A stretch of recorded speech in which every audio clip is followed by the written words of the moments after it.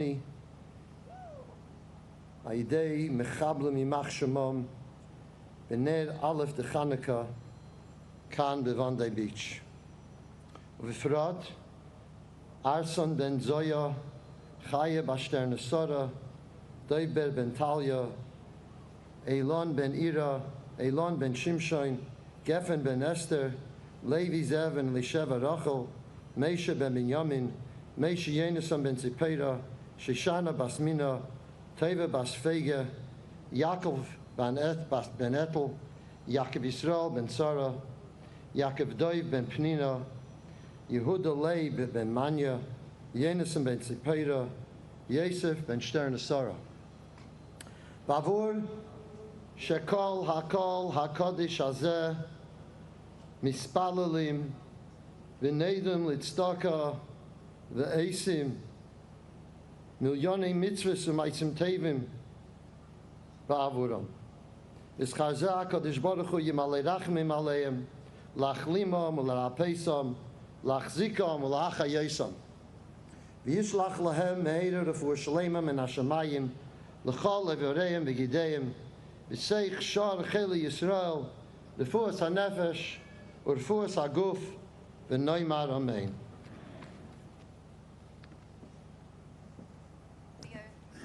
Please welcome the President of the New South Wales Jewish Board of Deputies, David Ossip.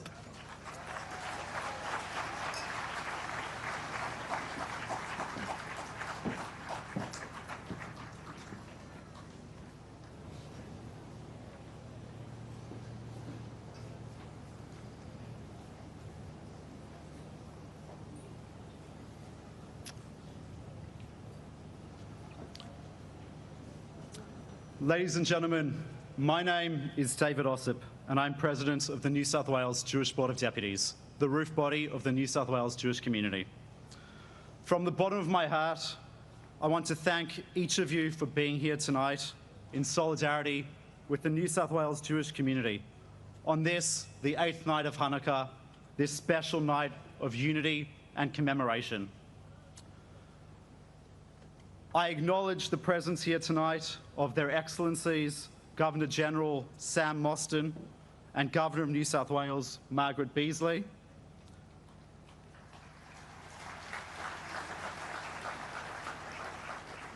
The Prime Minister of Australia, Anthony Albanese.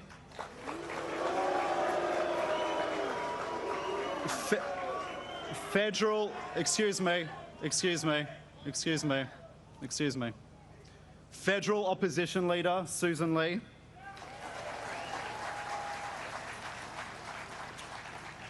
New South Wales Premier, Chris Minns. Who has not missed a funeral, a synagogue service, or an opportunity to be with the Jewish community this week. Thank you, Chris, for your leadership.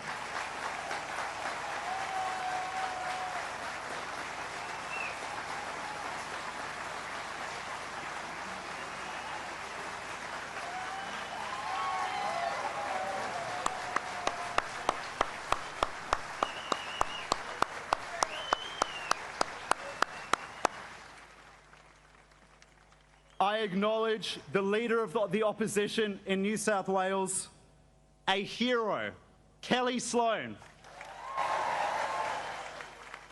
Now just wait for a moment. Just wait. I understand Kelly will tell her story a bit later, but I want everyone to know that last week, Kelly made the choice in the midst of the attack to go down to Bondi Beach, to go to where the incident was taking place, and she provided assistance to those who were injured and gave shelter to those who needed it. I am a personal witness to the choice she made. That is bravery, that is courage. Thank you, Kelly.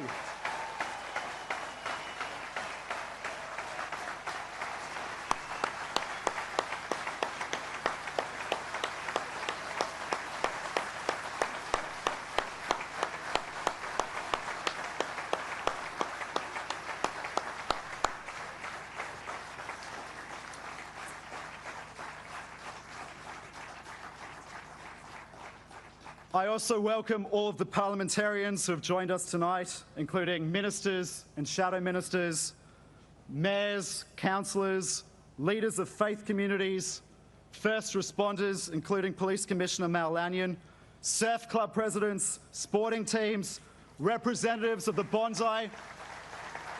Thank you.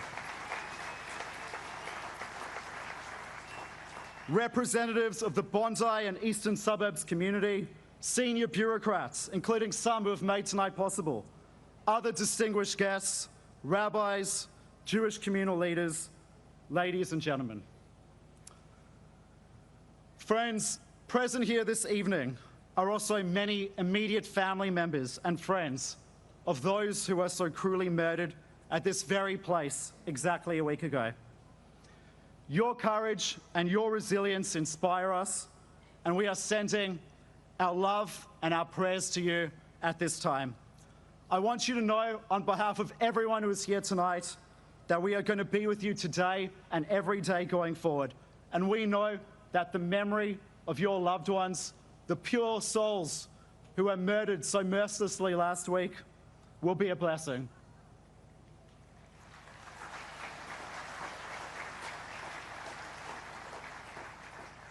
To those who are injured, some of whom are here in the audience tonight, and many others who are watching online, we are praying for you and for your complete and swift recovery.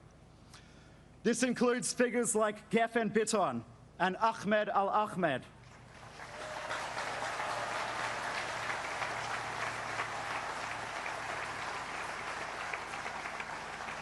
whose unbelievable bravery saved so many lives last week. Friends, I spent time with Ahmed this morning, and his father is here with us tonight.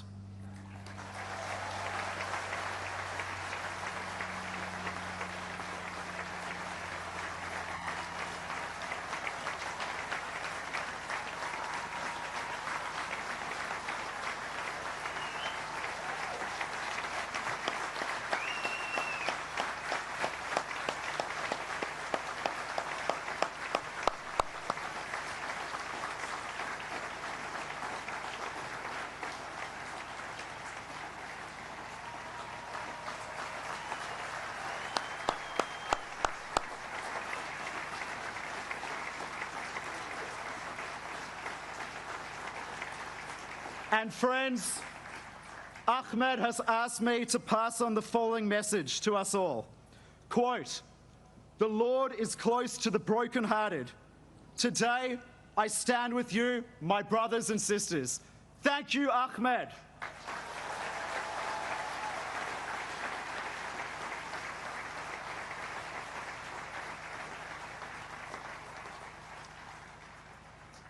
Ladies and gentlemen, in a more just world, we wouldn't be gathered here this evening. We'd be at home with our loved ones, having a barbecue or a swim, talking about the ashes, or out and about, enjoying a summer's evening at a time of year which so many of us treasure, which was traditionally characterized by joy. In a more just world, small children wouldn't have had to say goodbye to their parents this week. Wives had to say goodbye to their husbands, or the parents of 10-year-old Matilda to their beloved daughter. In a more just world, we wouldn't have had to explain to our children why our Hanukkah gathering here at Bondi Beach was viciously attacked by monsters last week, purely for the reason that the attendees were Jewish. Or why our synagogues, homes, or schools were the targets earlier this year. In a more just world, Jewish schools and other institutions would not require security more befitting a penitentiary than synagogues or retirement villages. And we need to ask how we've for so long accepted such arrangements as normal. And the answer to the current situation cannot just be more security and larger compounds.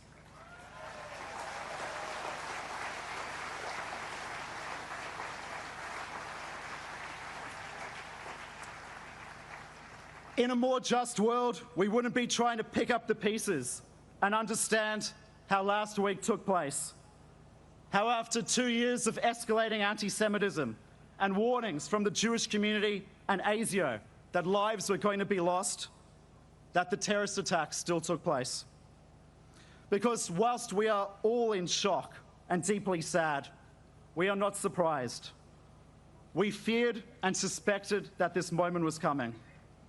And whilst a catastrophe such as that which we experienced last week would be a tragedy if it was unexpected, how much more tragic is it that the loss of life occurred despite all the warning signs being there? And on that note, it cannot be disputed that we need a royal commission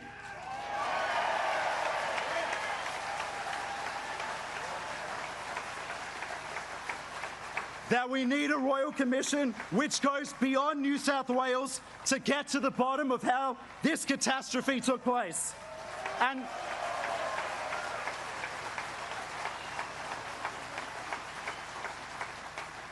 And that must include the Commonwealth.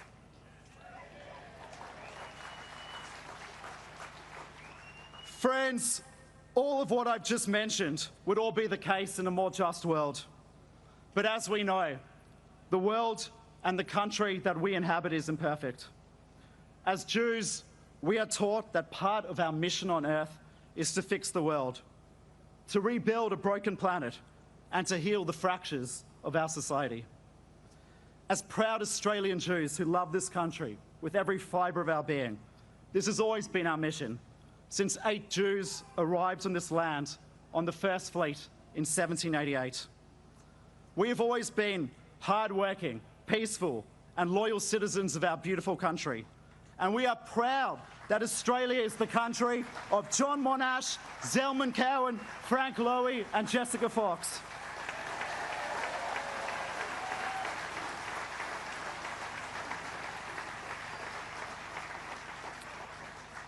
And this is why what's taken place is so disturbing. Because whilst Jewish communities throughout the ages have often found themselves living in unjust environments and subject to wanton hatred and violence, the injustice of the Jewish experience, up until 2 years ago, Australia was always the lucky country for Jews. But sadly, no more. We have lost our innocence. Last week took our innocence. And like the grass here at Bondi was stained with blood, so too has our nation been stained. We have landed up in a dark place. But friends, Hanukkah teaches us that light can illuminate even the bleakest of places. A single act of courage, a single flame of hope can give us direction and point the path forward, like a lighthouse in a sea of endless light. And that's all we've seen this week. Despite the incalculable tragedy which has befallen us, we have seen incredible manifestations of light. The mass outpouring of support from our fellow Australians and to the Jewish community and other Australians.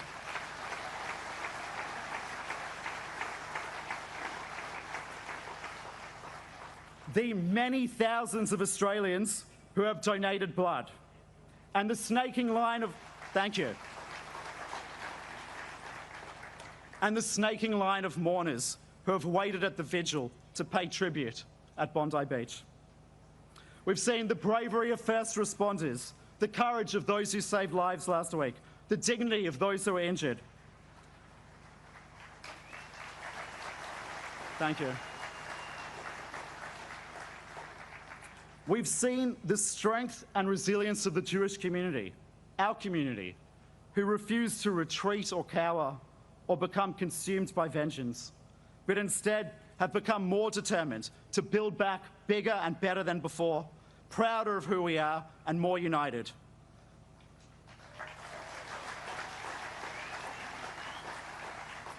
And I should just say that if you haven't realized it yet, the terrorists have picked the wrong community to mess with, because we, the Jewish people, are unbreakable.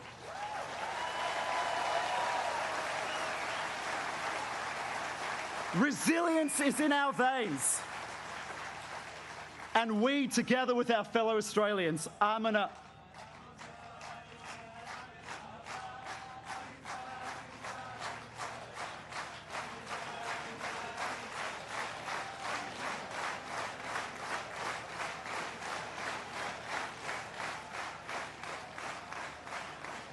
That's right. Am Yisrael Chai. The Jewish people live.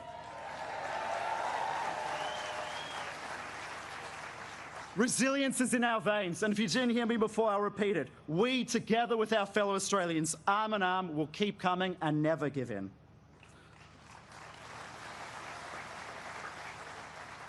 Friends, there's nothing preordained about the nature of Australia, our country. Countries don't just happen or prosper by default. They come together and flourish or fall as a result of deliberate choices, of people stepping up and actively choosing what we want our society to look like. The choices of people like Ahmed Al-Ahmed or Geffen Bitton. The choice of all the people here tonight, not the person sitting next to you, you. We determine the country we are and the country we become. And this is the moment for choosing. There are nights in the life of a nation which hold consequences well beyond the moment itself. Tonight is one such night, and it's when the battle for the soul of our nation begins. This has to be the nadir of anti-Semitism in our country. This has to be the moment when light starts to eclipse the darkness. And in that spirit, with all the pain and grief carried by those most affected, the community comes here tonight to complete what could not be completed last week, the lighting of the Hanukkah Menorah. Friends, may this be the moment. May the light of the Jewish community and the light of our amazing city and country shine brighter than ever before, and may our country return to normal. Happy Hanukkah. Thank you so much for being with us. Welcome.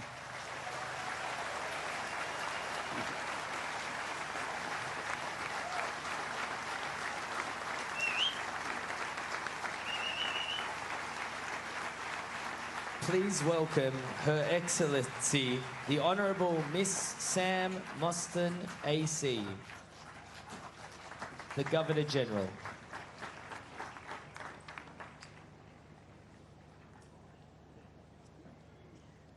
Good evening, everybody. I start by acknowledging the land that we're on, the Gadigal land, and acknowledge the traditional owners of this land and pay my respects to elders past and present. David, thank you for acknowledging the very many distinguished guests, and there are so many. I also acknowledge all dignitaries who join us here tonight, but I also acknowledge that what you have done, Rabbi Feldman, in bringing us together tonight is to bring all of us, every single person here, as an important guest as we all move towards healing and to carry light forward in this time of darkness. As your Governor-General, I join all Australians in rejecting anti-Semitism.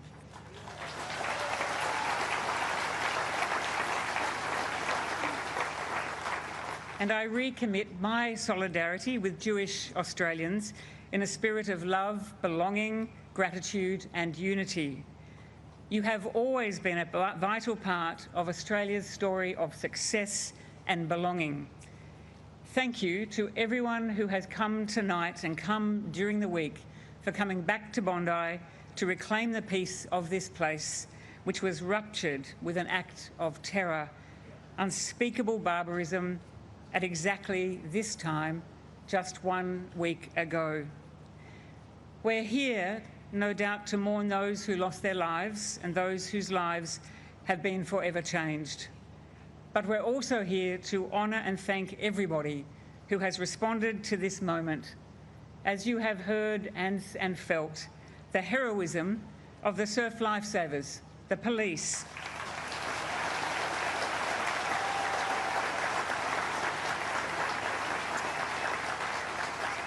the first responders, the hospital teams and civilians and so many more who work with such extraordinary courage among terrible carnage.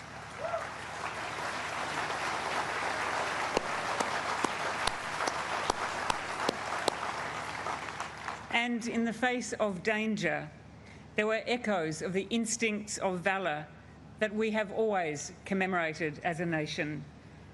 I believe we're yet to fully process the extent of heroism and bravery that defined this place at this time last week. As your Governor-General, I have promised to put care, kindness and respect at the centre of everything I do. And I took my lead from a former Governor-General, a Jewish man, Sir Zalman Cowan.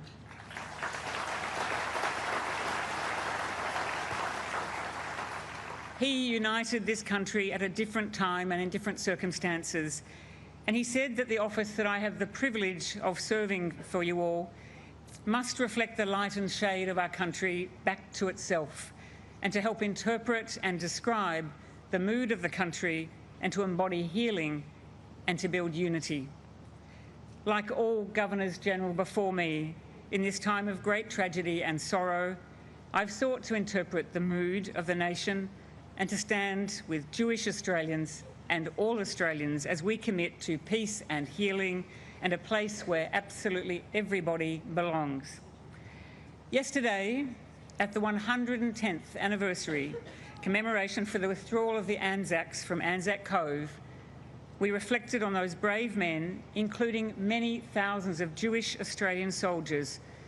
They left the shore of Gallipoli having served to restore peace in the world.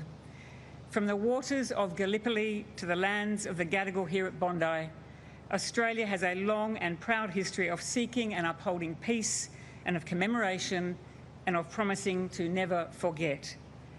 Now, we have long drawn on that Anzac story in Gallipoli to help define our national character. It's important to remember that the thousands of Jewish Australians who enlisted in the First World War sought the peace for us, and among them Leonard Morris Kaysor, who landed in Gallipoli and was the first Jewish recipient of the Victoria Cross. As we draw on Anzac, we must now do what the Holocaust survivors that I have met during the year told we must do across our country: to never forget the horror of the Holocaust and to understand and be educated about anti-Semitism. Learning these lessons, we know we must never let this happen again. We must commit to being a nation where every Australian has the right to belong in peace and safety.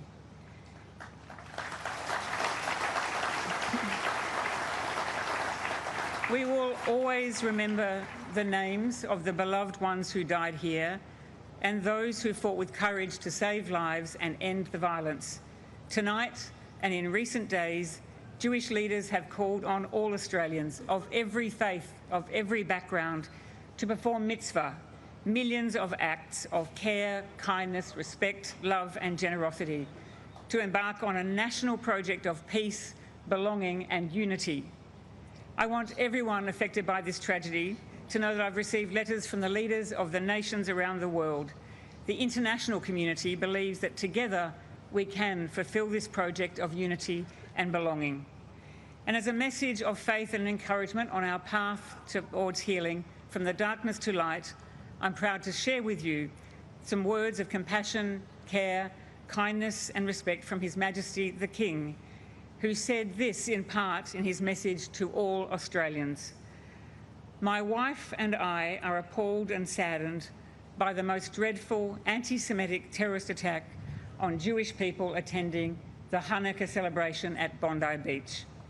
Our hearts go out to everyone who has been affected so dreadfully, including the police officers who were injured while protecting members of their community. We commend the police, emergency services, and members of the public whose heroic actions no doubt prevented even greater horror and tragedy. And finally, in times of hurt, Australians always rally together in unity and resolve.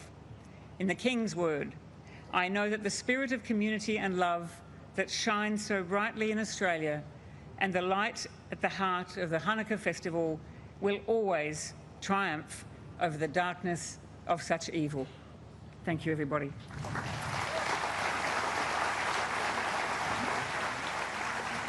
Please welcome Rabbi Mendy Kotlarski, the Executive Director of Merkoz, Global Headquarters of Chabad.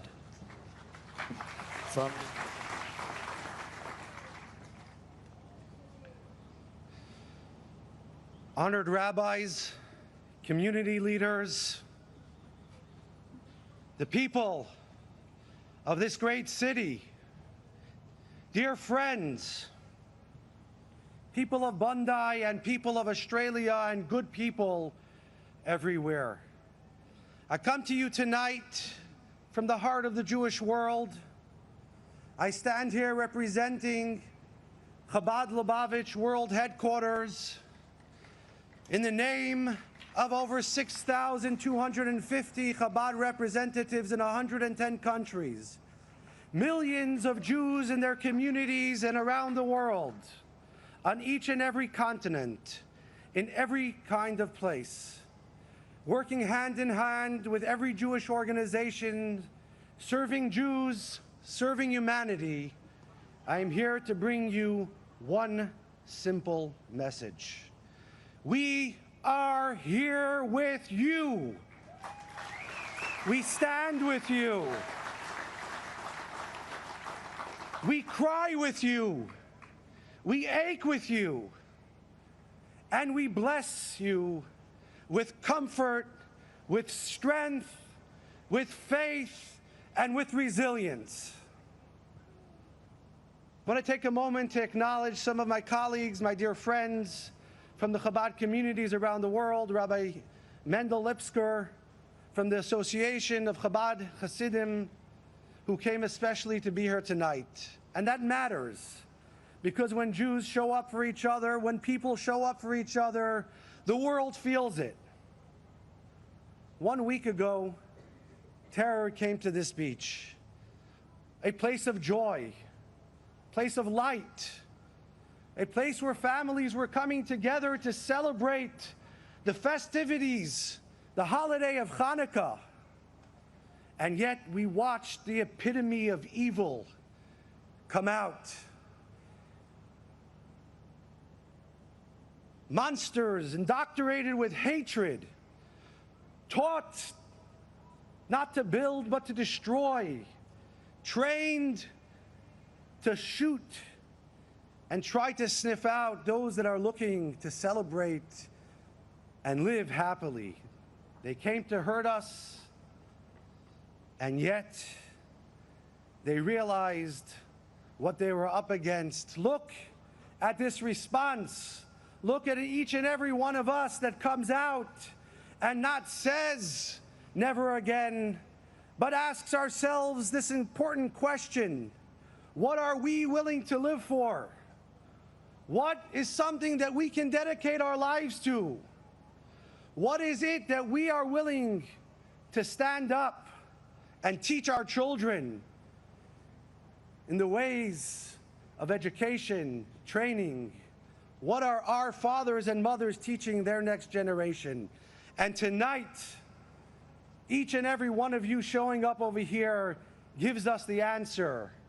Because the Jewish response to terror is never fear, it is never retreat, it is never silence, but our response is more light, more life, more goodness, more building, more doing, more mitzvahs.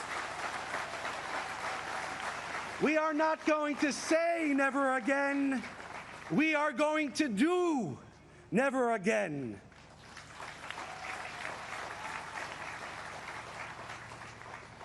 And that was the Lubavitcher Rebbe's answer to terror.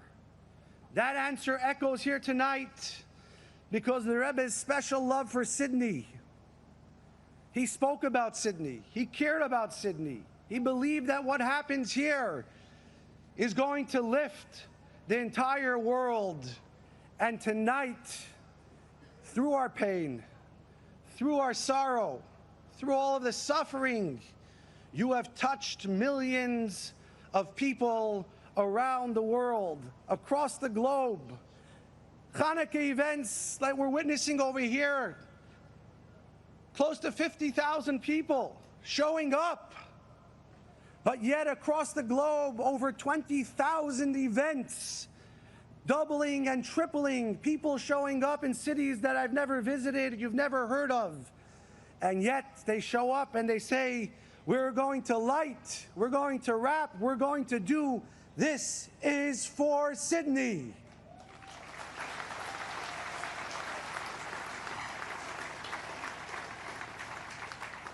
The world answered your pain with light. They showed up. Tonight, I want to take a moment to recognize what I've come to experience over the last few days. The incredible Kadoshim, the Holy of Holies that were sniffed from us, incredible people. The resilience of the victims that I got to visit in the hospital. Seeing their strength, seeing the way they respond. But how can I not mention my dear colleague, my close friend, Rabbi Eli Schlanger, Hashem Yimkom Damav, who was the life force of these types of dreams. He didn't dream small. He dreamt big. He dreamed Jewish. He dreamt together. Watching his dear father-in-law, the legendary Rabbi Ullman, over the last few days, showing up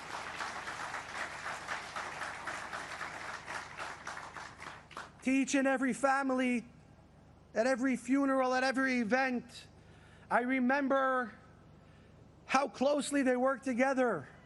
In addition to losing a son-in-law, he lost a confidant, a colleague, his support, who he leaned on, who did incredible things together.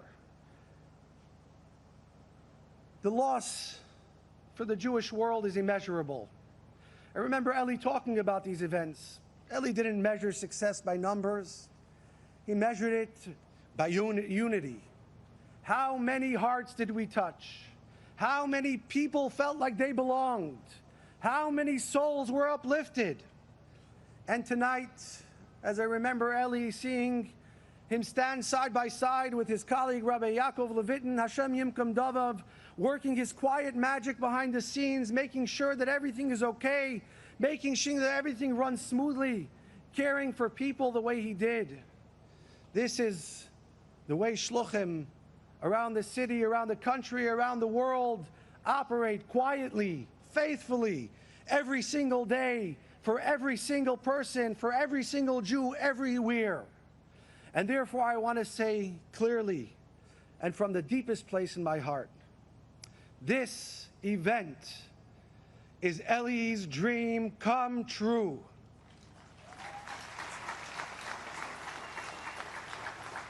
Thousands of Jews standing together as one. Thousands of non-Jews showing up, standing shoulder to shoulder. Organizations, community leaders, government officials, a community in love and support, and a community refusing to be broken. Eli, you did this. Not just here, not just today, but over the past week around the world. Because when a community stands tall, the world notices. And right now the world's eyes upon us over here in Bondi. The world is watching in awe. But my friends, inspiration alone is not enough. We must transform inspiration into action. We need to take a commitment, a resolve, to think about what is our next personal step. How are we going to care for ourselves, become better people, better Jews, better community members? Look out for our friends, for our families, for our colleagues, for our business partners, for all those who need us to continue standing together. What is our next mitzvah? But that's also not enough, my friends, because over the past few days and looking at the crowd over here, there are people that were really hurt. There are victims that were injured, bereaved families, children whose lives will be changed forever. They will need us next week, next month, and next year. So as we think about the next mitzvah we can take, let's do something practical. And I ask everybody to lovingly and urgently take out your phone right now. Go to supportsydney.org. Give generously. Give proudly. Give as a statement of who we are. Show the world that when terror tries to destroy us, we respond by building bigger, by loving harder, and by standing stronger.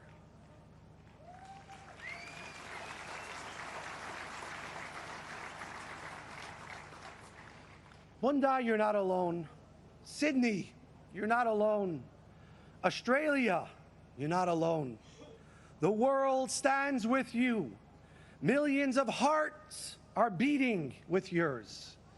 May this light of the menorah today, on full glory, in full capacity, be the inspiration and the comfort to the brokenhearted, strength to the wounded, peace to a world that desperately needs it.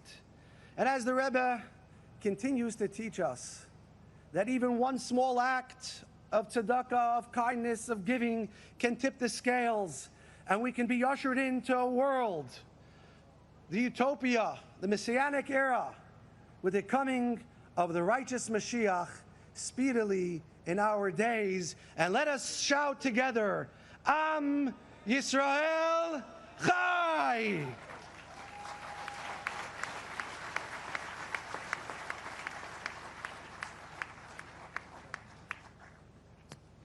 Please welcome our next speaker, Alex Rivchin.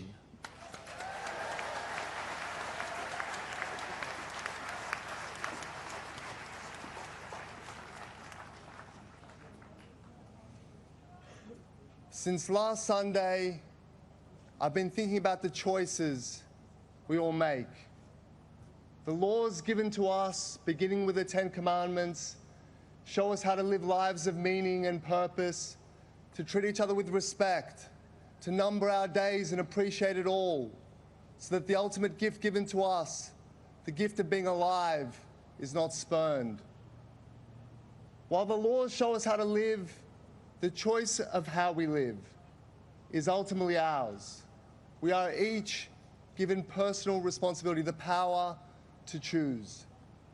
Every year, for the past 10 years, Rabbi Eli Schlanger chose me to address the community on the first night of Hanukkah here at Bondi Beach. And every year, I chose to stand there with him and with my daughters, first one, then two, and eventually all three, with Rabbi Eli alongside me as I spoke. I didn't know I was putting us all in harm's way. I didn't know that among us there is evil in its most pure and destructive form. Rabbi Eli chose to live every day with the simple mission of cramming as much good into each day as possible, to help as many people as he could. He counted his wealth not in dollars and cents, but in friends made and good deeds done. Matilda chose to celebrate life with a beaming smile and a dolphin painted on her beautiful face. Reuven Morrison and Boris and Sophia Goodman chose to act with the ultimate courage and reverence of life. Instead of running or taking cover, they engaged murderers, armed with hunting rifles with their bare hands, to distract them just long enough so that others could take cover and be saved.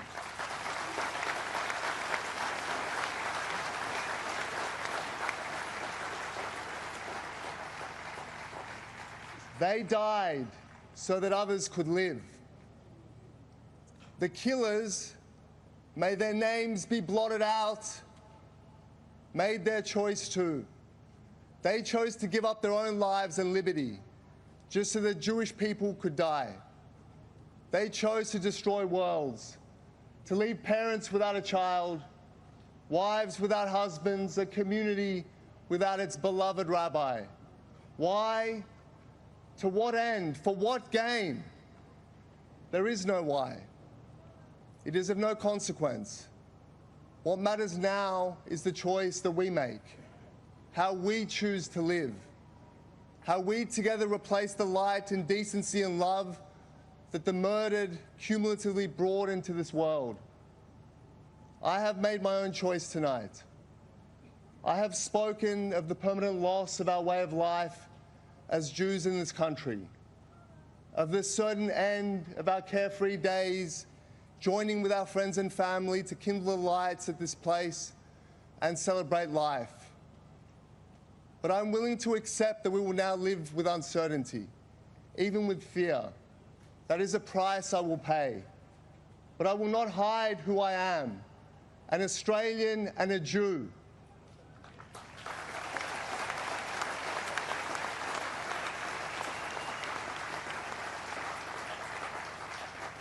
For that would be a price too great.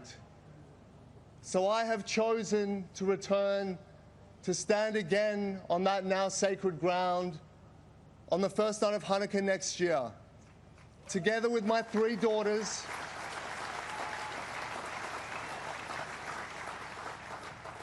to kindle the lights and praise the Almighty proudly as an Australian and as a Jew. Because I know that that's exactly what Rabbi Eli and our dear sacred murdered would have wanted. And I ask each of you to join me next year as we return and kindle the light and praise the Lord and show the strength of our people and of our nation.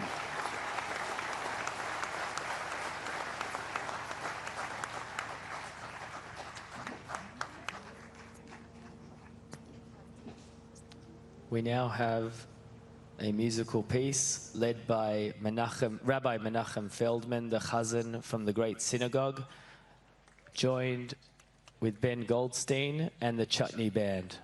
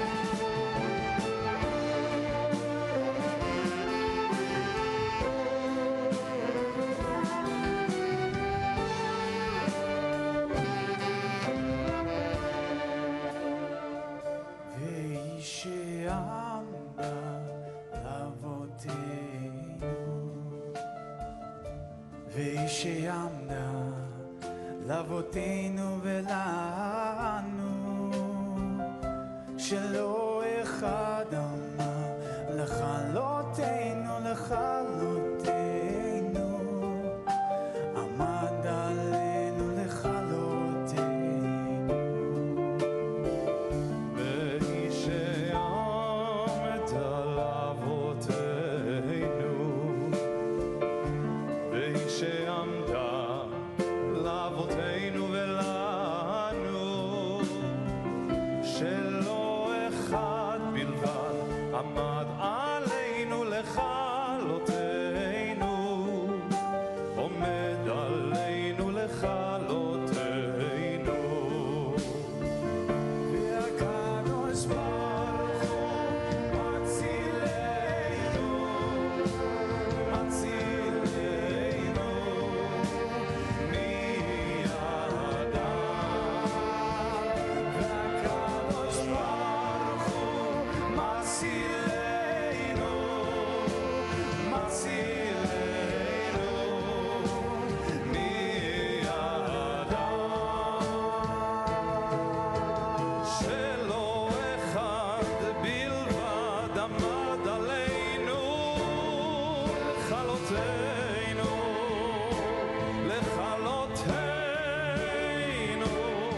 והקדוש ברוך הוא מצילנו, והקדוש ברוך הוא מצילנו מידם.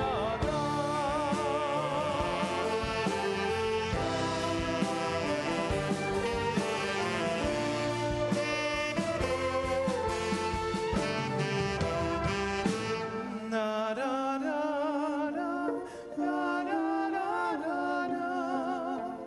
na na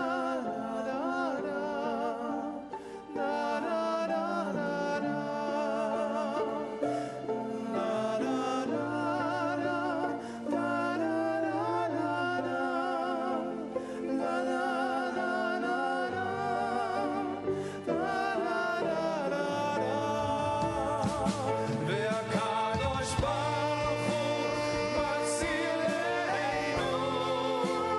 מצילנו, מצילנו מידם. והקדוש ברוך הוא מצילנו, מצילנו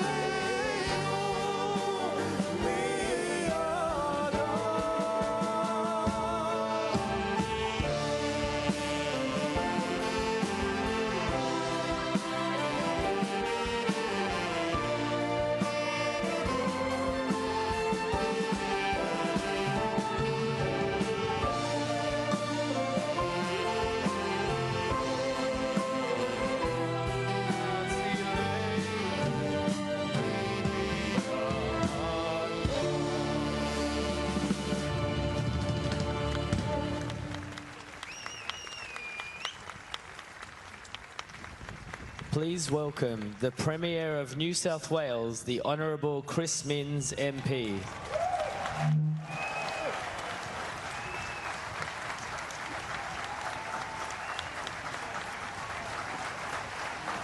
Thank you very much. Thank you, friends. Thank you, friends.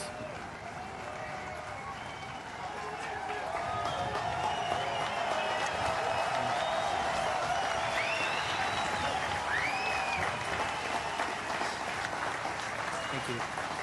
Friends, Bondi is beautiful tonight. And not because of its beaches, its sunset, its people, its fun.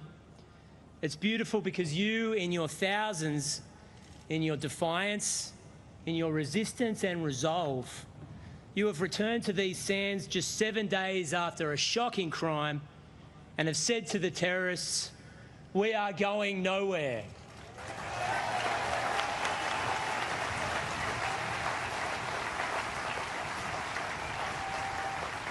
This crime was an attempt to marginalise and scatter, to intimidate and cause fear. But Jews have stood up to this intimidation for thousands of years, and so tonight, thanks to the Jewish community of Australia, on this last night of Hanukkah, you have reclaimed Bondi Beach for us.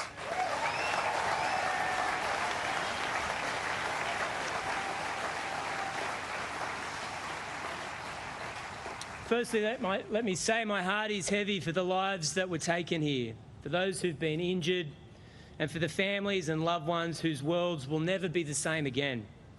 I want to say this clearly and sincerely. We are deeply sorry. We grieve with you, and with humility, I acknowledge that the government's highest duty is to protect its citizens, and we did not do that 1 week ago.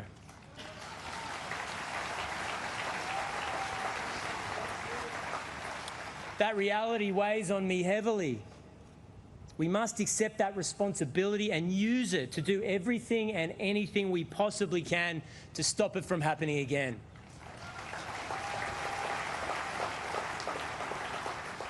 Sometimes I think it's trite when Australians say, and we say it about everything, that we're with you. We say it from birthdays to work meetings to sporting heroes, that we stand with you, that we're with you, we're by your side. I think Aussies are better at showing it than saying it. And they've done just that in the closing days of this year. The thousands who jumped on a surfboard last Friday and paddled past the breakers to show solidarity to this community. The hundreds of first responders, including the police, the paramedics, surf lifesavers who ran straight into danger to protect our community. The 40,000 people who've given blood as an act of public service, the flowers at the pavilion, the red and yellow surf life-saving army, the candles, the tears, all acts large and small, but they show Australia stands with our Jewish brothers and sisters at this time. And I say our because while the attack was undoubtedly targeted at Jewish people peacefully celebrating a religious festival, for every other Australian, the shock and the pain we feel is as if a member of our own family has been taken. The sad truth is that this crime has tragically highlighted a deep vein of anti-Semitic hate in our community. To excuse it as an aberration or a tragic single event is wrong. It will not do justice to the killed and wounded and will not allow us to take steps to stop it from happening again.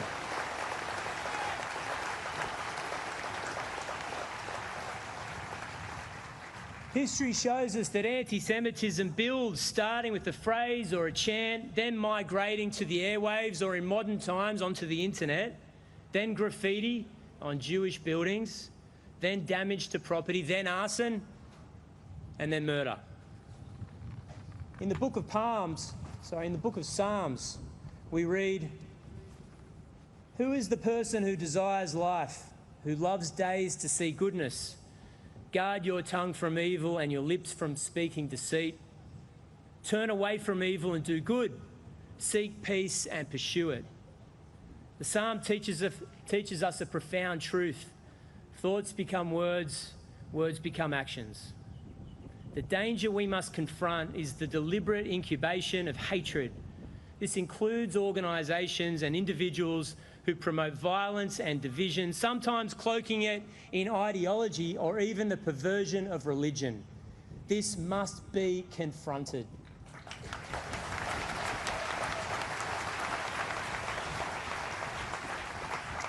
Of course, that's by government, yes, by police, but also by communities committed to the idea that an injustice committed against any of us is committed against all of us.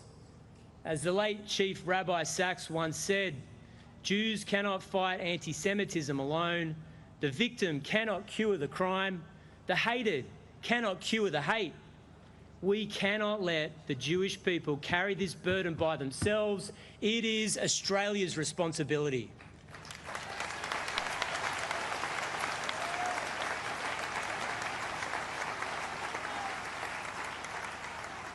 We must pay special mention to the Chabad community of Sydney, personified by Rabbi Ullman.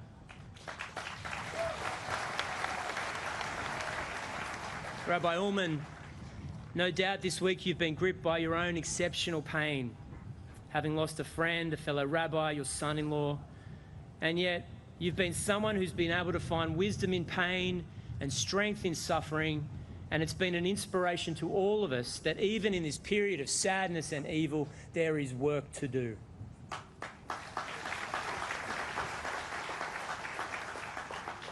Tonight we light the 8th and final candle of the Hanukkah Menorah, and it compels us to ask, what will we light tomorrow? How will we carry this light forward when the candles are no longer burning? Civic and government leadership now has a heavy burden: security for this community, justice for the dead and the injured, and action to confront this hatred. But the psalm does not end with solely government responsibility. It says, seek peace and pursue it. And that is the task of every citizen. Peace doesn't happen by accident. It must be actively pursued through compassion, through kindness, and moral courage. Government can encourage it and support it, but people must live it. And that's why tonight, after meeting with the Rabbinical leadership of Sydney, who, can I just say, are incredibly persuasive,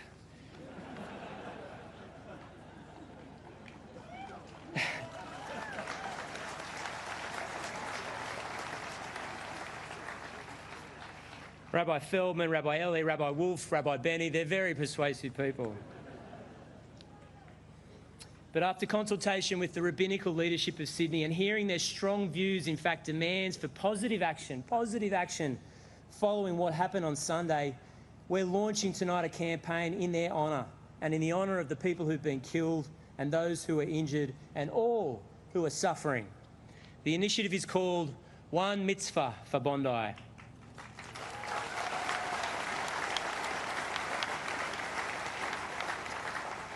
For those watching at home, in the Jewish tradition, a mitzvah is a simple but powerful idea. It's a concrete act of goodness, something that you do that makes the world just, more compassionate, more humane. The One Mitzvah for Bondi campaign is inspired by the spirit of Rabbi Eli Schlanger.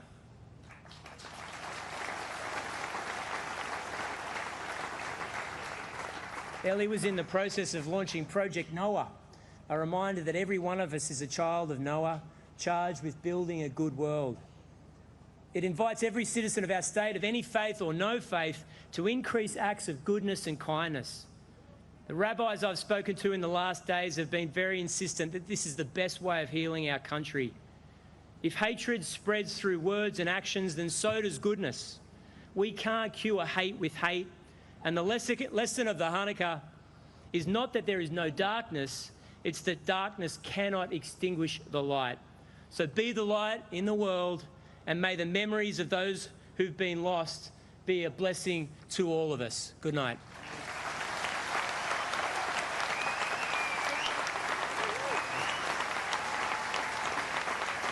Please welcome the Leader of the Opposition, the Honourable Kelly Sloan, MP.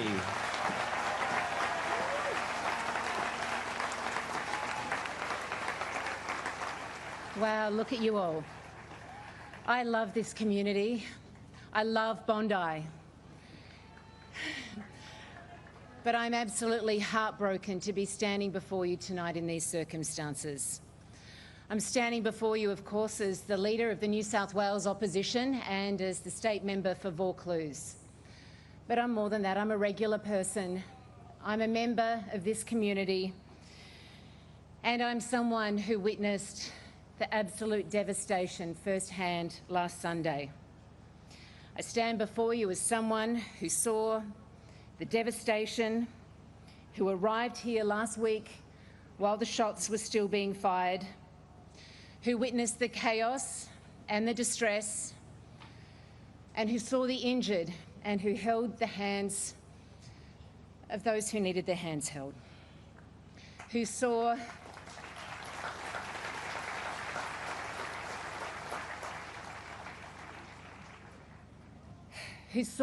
the chaos and the terror, but also saw the kindness and so many acts of bravery.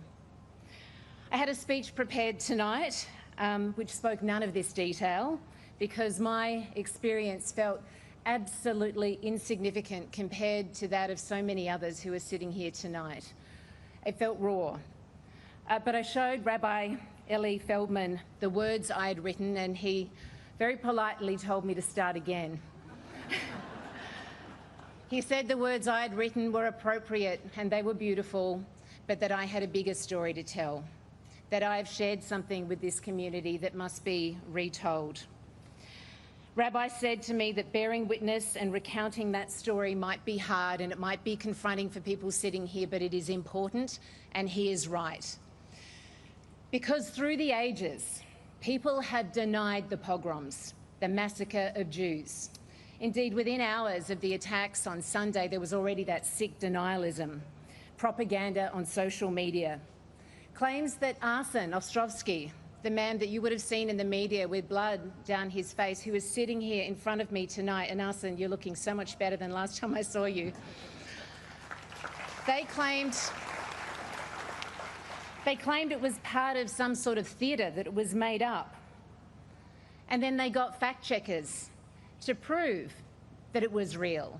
The digital hallmarks, the AI that didn't quite align. So yeah, his story was real. But let me tell you, my proof, because I stood there amongst the destruction and the chaos, and I saw Arsen, and he was standing there alone, in shock, looking like a statue, a bloody statue out of a movie. It was real. It was very real. And I went up to Arsen and I took his arm and I led him to brave beachgoers who'd come up from the surf to help and provide assistance.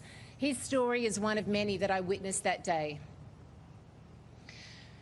Earlier that evening, I'd been celebrating the first day of Hanukkah just up the road in Dover Heights, and people were laughing and they were dancing, and it was such a joyous occasion. And I was on a stage just like this, about to address the crowd, about to talk about the hope I had after a horror start to the year, a year that had started with our community facing consistent fire bombings almost day after day, and vandalism, helicopters flying over our houses at night while we slept to keep our Jewish neighbours safe. A year where the Jewish community had been doxxed, they'd been abused, they'd been unable to attend university, they had been abandoned by old friends and colleagues in the most heartbreaking way, and people were in fear, and they were accused of overreacting, and no one, very few at least, paid attention when community leaders said, they warned that history tells us that hate speech makes violence possible. How could anyone who is a student of history deny that broken windows lead to violence? Well, let there be no doubt now. Anti-Semitism has now led to the spilling of blood on our nation's most iconic beach, a place that has, for all of us, been a symbol of freedom, of hope, and of the Australian spirit, of our inclusion, of our beautiful diversity. But on that stage, last week, I didn't get a chance to share my words of hope. Instead, while I stood there, I saw the crowd start to run and disperse. I saw CSG security guards start to lock down the event. And I jumped in a Hatzolah ambulance with medic Rabbi Mendy Litzman.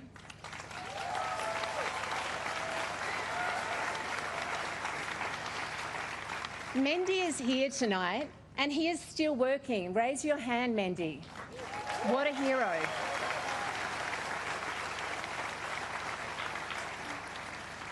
I ended up bundled into Mendy's ambulance. I don't know that he needed an extra passenger, but he was on the phone to his colleague Yankee, who had been shot, and Yankee was in a bad state. And so we raced down here to Bondi, arriving within minutes, and we parked under that bridge while the gunman was still on top. And Mendy grabbed his kit and he raced into the scene without any thought for his own safety, making impossible choices about who to deal with first and who to treat. And I helped a man and his 10-year-old boy who were hiding under that bridge get into our ambulance because I thought they'd be safer there. And then I walked into the scene. And what I saw will haunt me forever. But I saw police running into the scene, fast and unhesitating, with guns drawn, headed into danger. And I heard, thank you to our police, and the final pop, pop, pop of gunfire. And I tried my best to help. A surf lifesaver told me, grab bandages, I said, what do I do? And he said, plug the holes. And I ended up sitting next to people and holding their hands, putting blankets over people who we couldn't help anymore. And I had people fall into my arms who were grief-stricken because they felt that they hadn't done enough, and we all felt that way. But man, I saw them as heroes, and they were heroes, and there was nothing more any of us could do.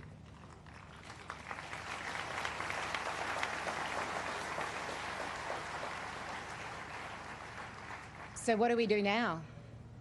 How do we save our community? How do we honour the lives of those 15 people who passed away? It is an impossible task. And how do we say sorry? How do we say sorry for failing our community? How do we comprehend what has happened to our country? Tomorrow in New South Wales Parliament, I will read the names of those who've lost their lives in a condolence motion in Parliament with the Premier, and thank you, Premier, for your compassion this week. We will honour the first responders, the surf lifesavers, the regular citizens who came to help, including the brave Ahmed El Ahmed, who I visited in hospital, Superman, to the rabbis who are strong and brave and who have carried such a burden for the community this week. We will honour the police, and we will honour all the people who visited Bondi with bunches of flowers and who sent messages. And that outpouring of love has given me hope. It's given me hope that we will mend together. But tonight I'm here with you, our community, with you, steadfast, with our broader Bondi and Eastern Suburbs community, to say that I am in pieces with you, but I will be strong like you are strong, and you inspire me. And together we will find the light together. Thank you.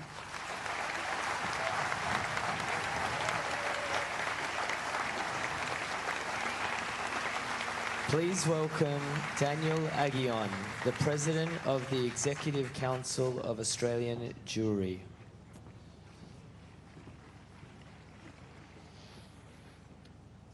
I stand here with two proud young Australian Jews. We stand here, the three of us, together with all of you, as Premier Chris Minns has said, to reclaim Bondi Beach for all of us and the Australian way of life it symbolises.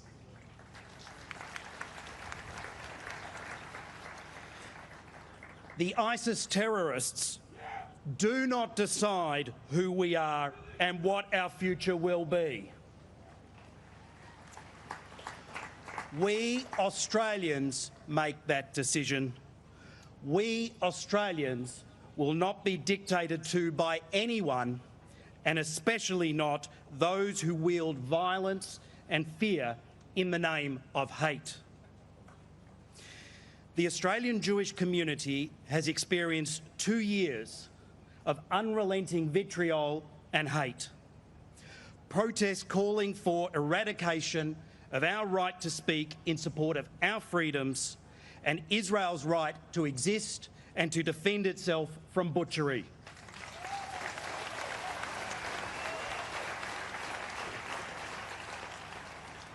They try and begrudge us even the right to define who we are. Proud Zionists.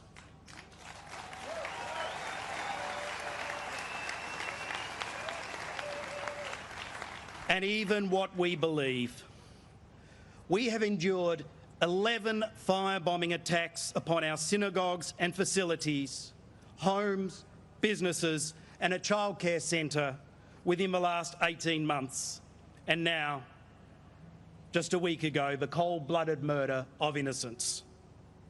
Our people at Bondi were cut down for who they were, not for anything they did. We warned the government of the risk again and again, but our many warnings were not listened.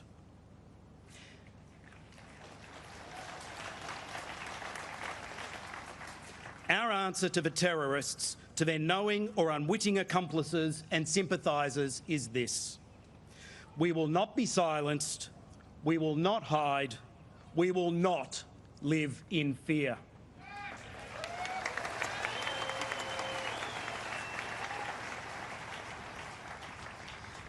There were many heroes at Bondi. Among them are Boris and Sophia Gorman of blessed memory,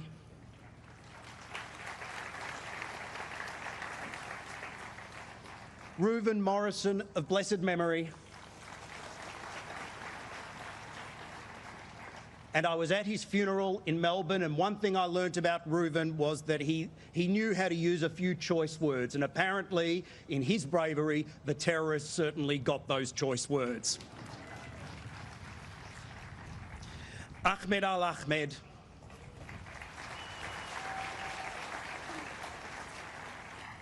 Geffen Bitton,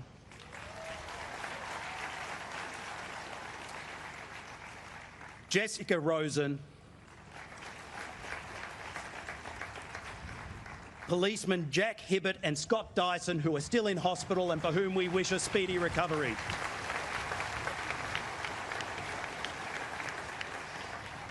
The lifeguards and first responders who ran in,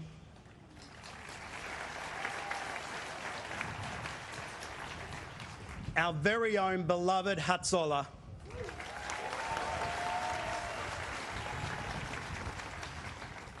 the mums and dads who protected both their own and other children,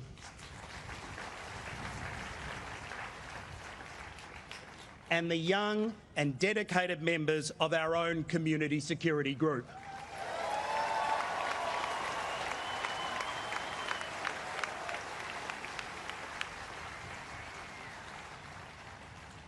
All of them, and so many others, risked their lives to protect the vulnerable. We thank all of you, those that I've mentioned and so many more, from the bottom of our hearts.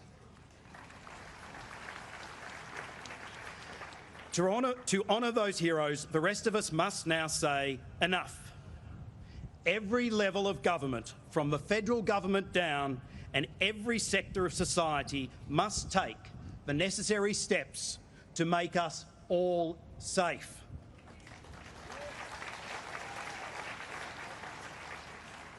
One necessary step is, as David Ossip has already said, and I thank him for the courage to say it, a Commonwealth Royal Commission.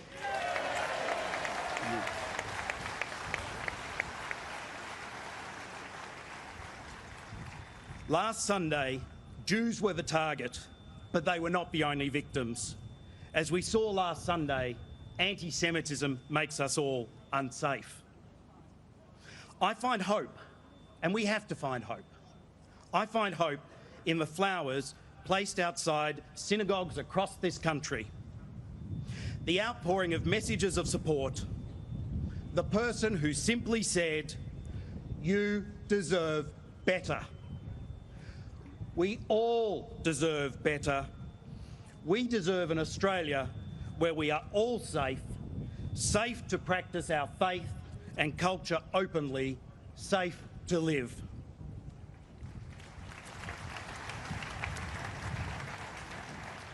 The proud young Australian Jews on this stage and the young Australians, Jewish and non-Jewish, that they represent deserve that.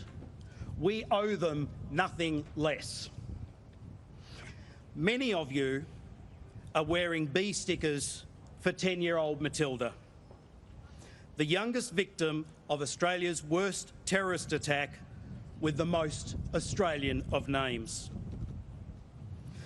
Valentina, Michael, and your family, I spoke to you before, our hearts go out to you. Know that the Jewish community and the whole of Australia is with you.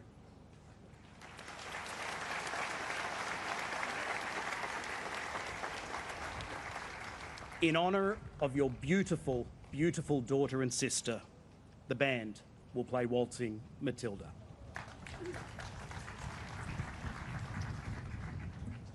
Please welcome David Campbell to sing Waltzing Matilda.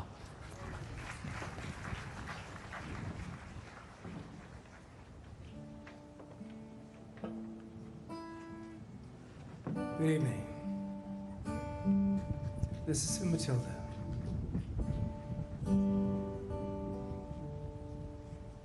Once a jolly swagman camped by a billabong under the shade of a cool bar tree, and he sang as he watched and waited till his Billy boy, you come a waltzing Matilda with me. Waltzing Matilda, waltzing Matilda, you come a waltzing Matilda with me. And he sang as he watched, waited for his Billy boy, you come a waltzing Matilda with me.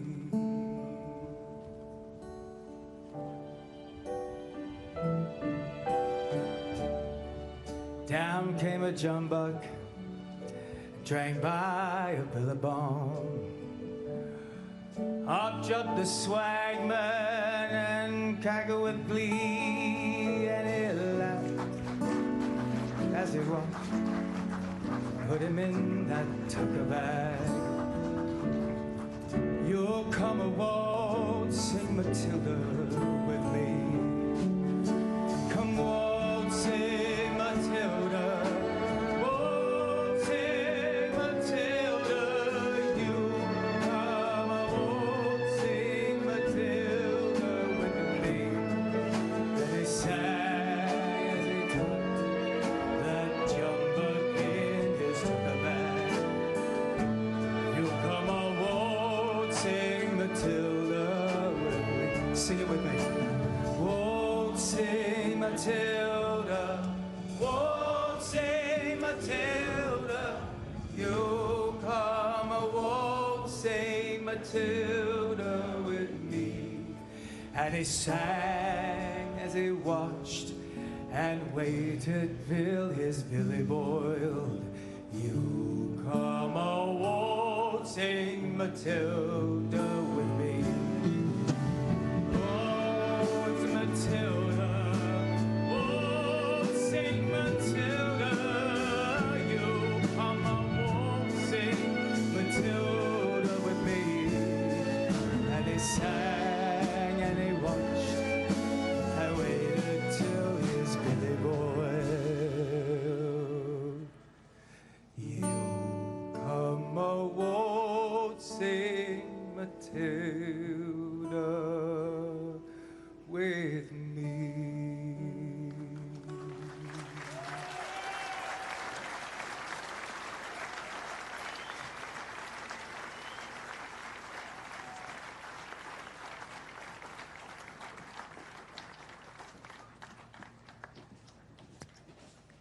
Next up, we welcome a survivor, Chaya Dadon, joined by her parents, Rabbi Menachem and Shterni Dadon from Chabad for Israelis, and they are joined by Erin Molen.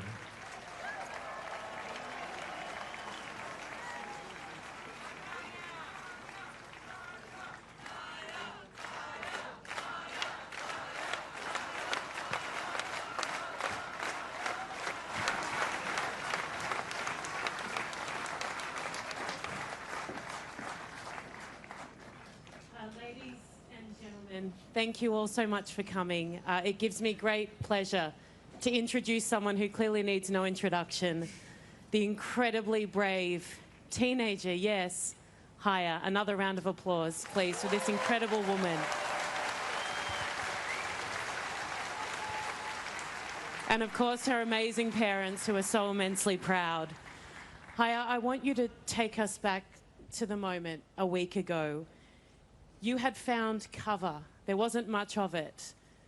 You chose to leave what was a relatively safe space to save other people's lives, children's lives. Why?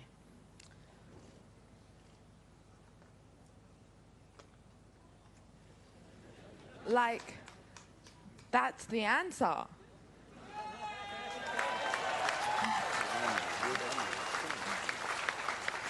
those people, those children were like, I felt so connected to them the whole time. And that's the thing about the Jewish people. Like, I saw those kids and they were mine. They were my kids, and I knew whatever I was going to do, I was going to do it for them.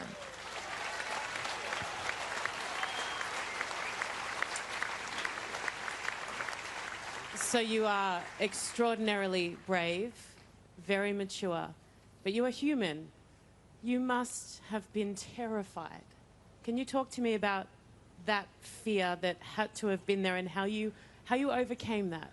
The thing is, I didn't feel not 1 inch of my body scared, because, like, I hadn't even practiced this in the past or anything, but I genuinely felt like, not even a metaphor, like physically, I felt God holding my hand and whispering, like I heard the words. I don't know if I was going crazy or something, but I heard the words.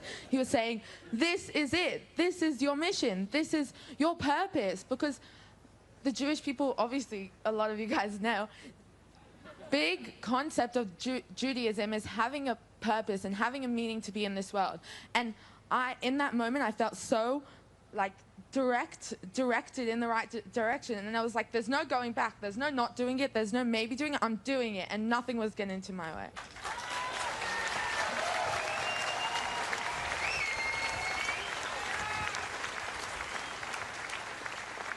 I want to ask you now how your world has changed over the past week, and I'm sure, in fact, I'm not even going to put words into your mouth because you just told me you felt no fear. So I'm going to actually just ask you, how has your world changed? I'm sure in good ways and in bad. Someone actually asked me out the other day, they were like, do you feel like you're famous now? And I was like, they were like, do you like it? And I was like, I don't like being famous. I like the reason people are understanding me, the reason people are stopping me on the street. I love being that inspiration for people and being that light in this tunnel of just darkness, pure evil. And that's the part that made me realize, like, this is why I'm sharing my story, to be that light and to share all of this with all of you amazing people. And I just want to say I love you all. Hey, I'm not done. Haya asked me just off stage then if we could be television best friends, but I feel a little bit threatened, to be honest, so I'm not sure I'm ready to him. She's too good. Haya, last question for you. What is your message to Australians? And I know there are so many here who are Jewish, and there's so many here who are not Jewish, who care deeply about your community and about you. What do you want to say to Australia? The thing is, I have so many quotes and so many inspirational lines that just popped into my head. Like, I have so many things, so many lessons that I've been taught, so many, like, crazy, like, so many ideas and concepts, obviously, like, the basis of Judaism. And then I'm like, that's it. Like, I know I said this before, but all of the, you know, the learning and all of the, everything that led to this moment, and in that moment, I was like, this is it. Be that light. If you guys get inspired by one thing at all, be the light in that field of darkness. And you know what? They're just going to make us stronger. I said this, I'm sure a lot of you heard this, but I said this so many times. They think by doing that, we're going to be obviously mourning, but we're getting stronger as a nation, and we're growing, and, like, sometimes growing hurts, but we're growing, and life is going to move on, and why not make the best of it?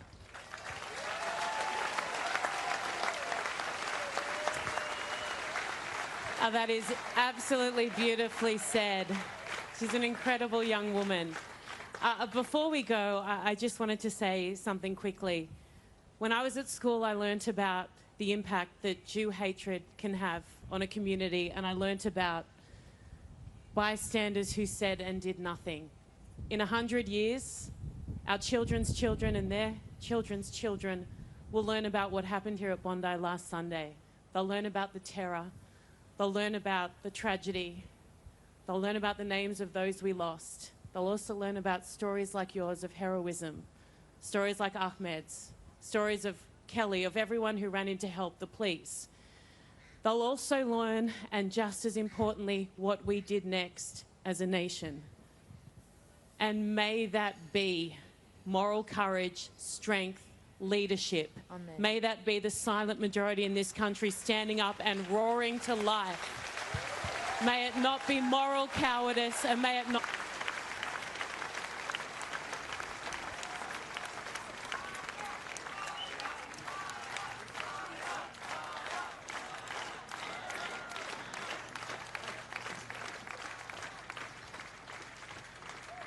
Thank you, Chaya and the Dodon family. Please welcome next Rabbi Yehoram Ullman, the Rabbi of Bondi Chabad, to say a few words.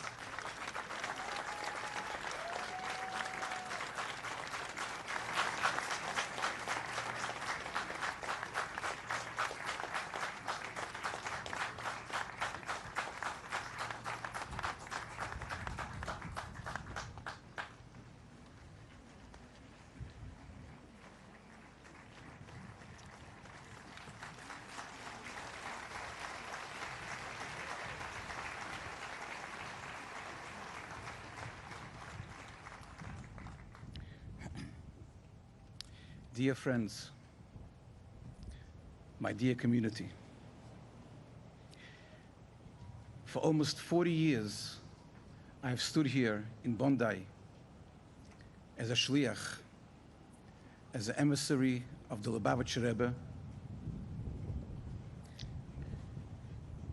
I have shared in weddings and births, tears and laughter.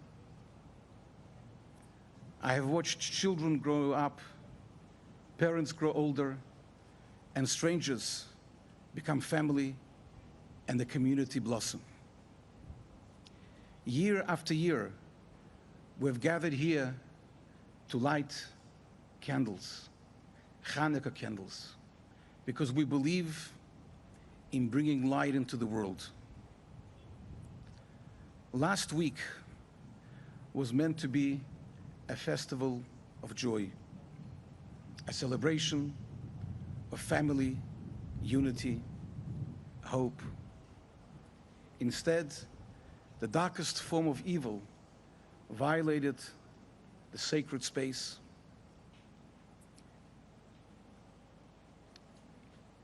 But we are back. I stand here tonight to say loud and clear, the darkness does not get the final word.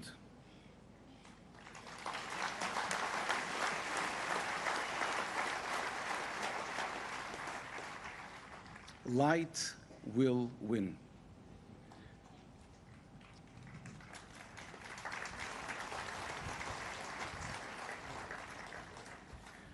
On the first night of Hanukkah, we were prevented from lighting even one candle.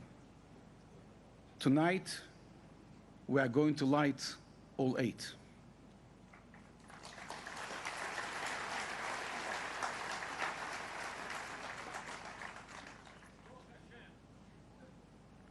On the first night, we expected 1,000 people. Tonight, I found out in the news, 20,000 or more. How many came?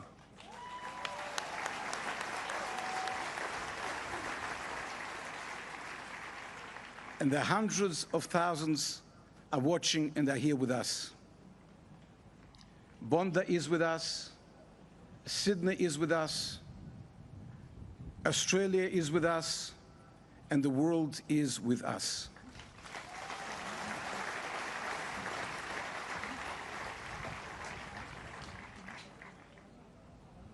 As the previous speaker, Daniel Agion, said, we are not retreating. We are not hiding, we are not shrinking. We are responding with more light, more love, and more unity.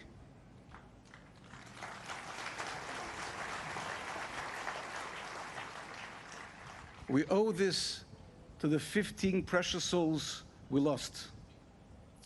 The Torah teaches us that the greatest way to honor those who are no longer with us is, in the words of King Solomon, V'hachai yitain eliboy, to live a life inspired by the memory.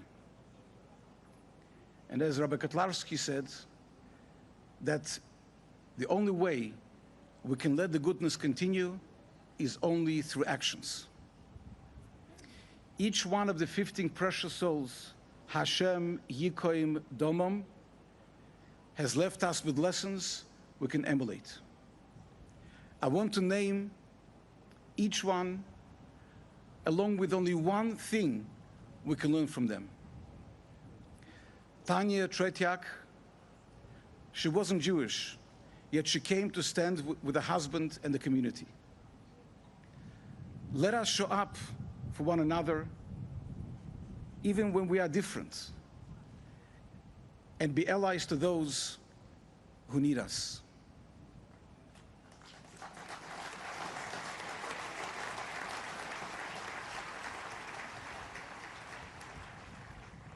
Marika Pogani, a tireless volunteer who delivered thousands of meals, forgotten.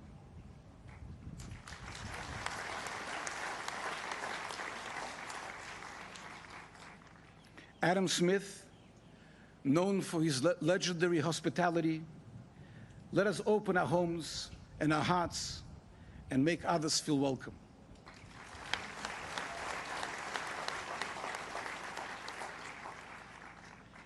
Peter Marzo Meger, a police officer and a community leader, let us commit to service, to showing up for others, and giving back to the places we call home.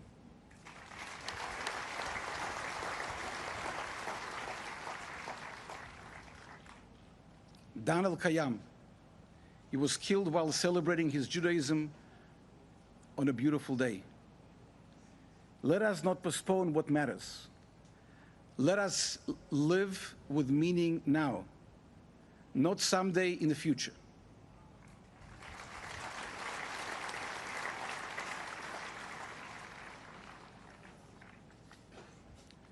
Matilda B. Britvan, a beautiful, spirited 10-year-old child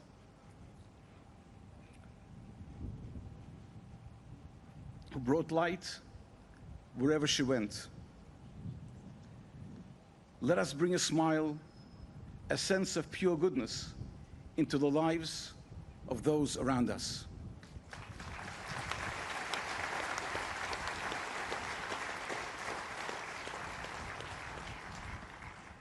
Boris Gurman, who bravely attacked and tackled a gunman to protect others. Let us find courage to speak up and act when we see evil and injustice.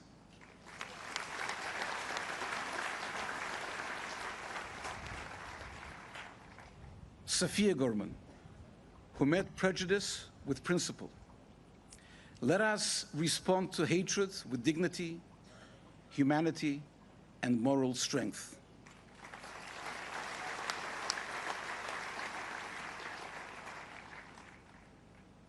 Alex Clayton, a Holocaust survivor who died shielding his wife.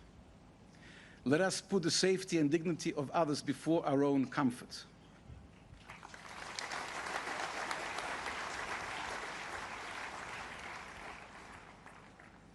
Tibor Weitzen, who greeted children in our synagogue with a smile and a lollipop. Let us make our community a place happy and loved.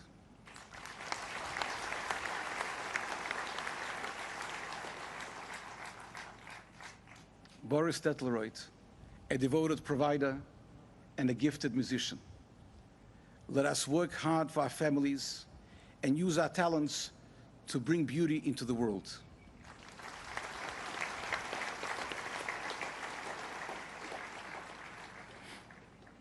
Edith Brutman, a woman of integrity who chose humanity every day. Let our decisions be guided by conscience, not convenience.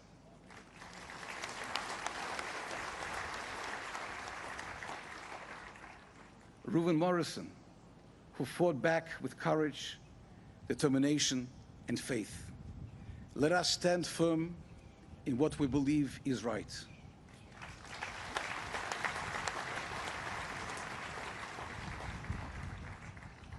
Rabbi Yaakov Levitin, who chose a life of community service over lucrative career. Let us put meaning before money and purpose before profit.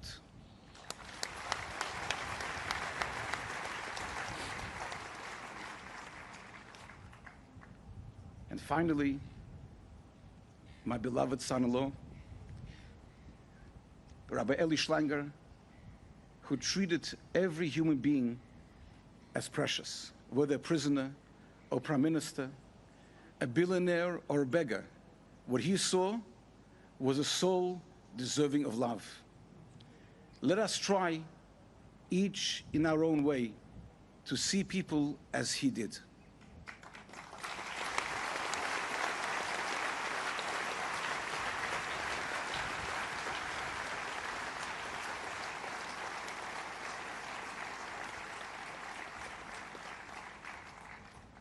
Tonight, I ask every person here and everyone watching to take personal responsibility to continue the light those souls brought into the world.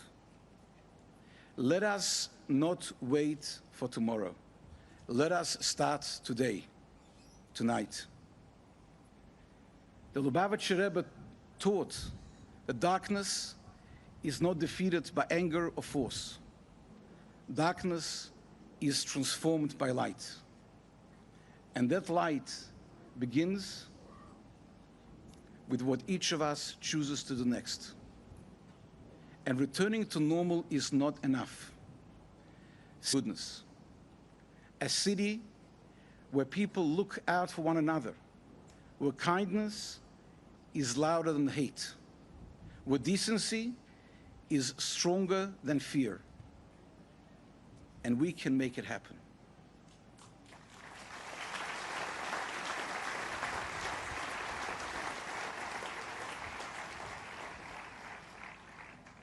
But only if we take the feelings we have right now and turn them into action, into continuous action. Pe'ula nimsheches. What does it mean? For all humanity.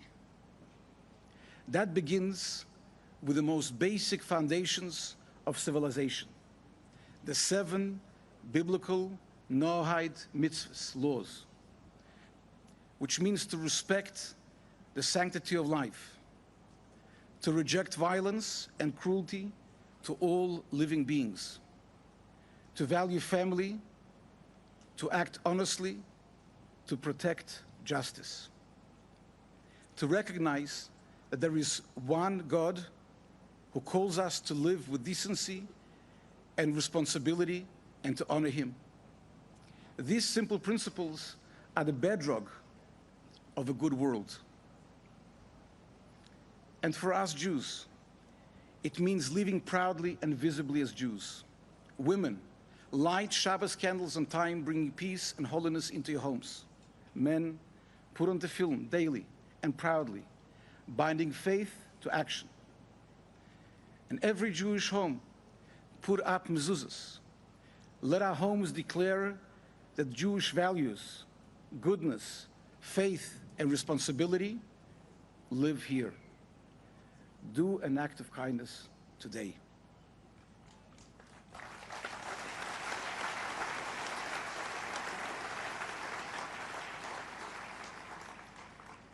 Have compassion for others. Resolve a conflict peacefully today, not tomorrow. Every positive choice we make brings healing not only to us, but by extension to the whole community and to the whole world. Our tradition teaches us that goodness is contagious. One good deed leads to another, and the world itself begins to change. When light multiplies, history shifts direction. We have to make history today. Ani Ma'amin, I believe with complete faith,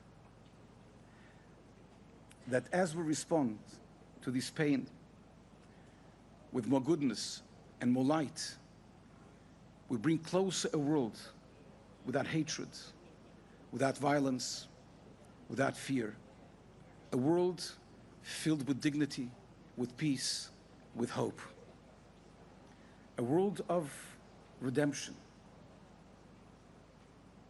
ushered by a righteous Mashiach. We can't wait any longer.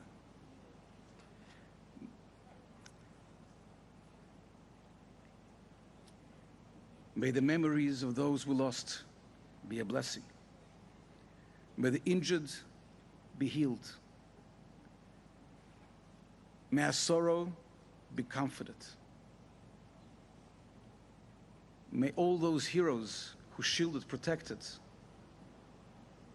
adults and children, be blessed and rewarded. And may God give us the strength to make goodness prevail. Light will win Mashiach now. Thank you.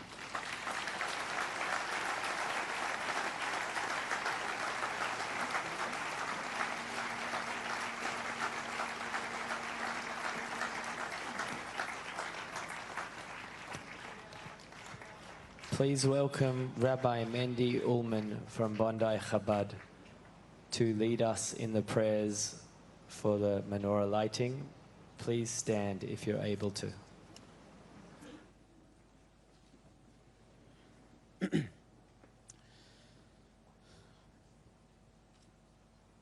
If you forgive me,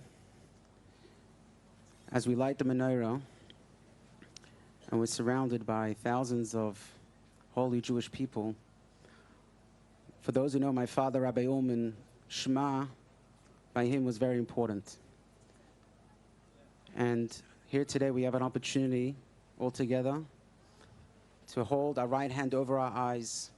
And as the night comes, we say the blessing that defines us as Jewish people, that we recognize that we are all children of one God.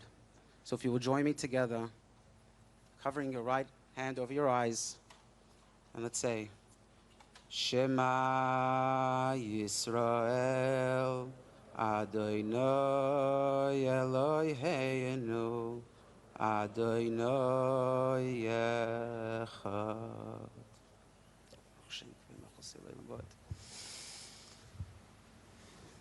Baruch Eloheinu, Asher Kiddushanu b'mitzvosav, v'tzivonu lehadlik ner Hanukkah. Baruch atah Adonai Eloheinu melech haolam, she'asa nisim la'avoseinu b'yamim hahem izman hazeh.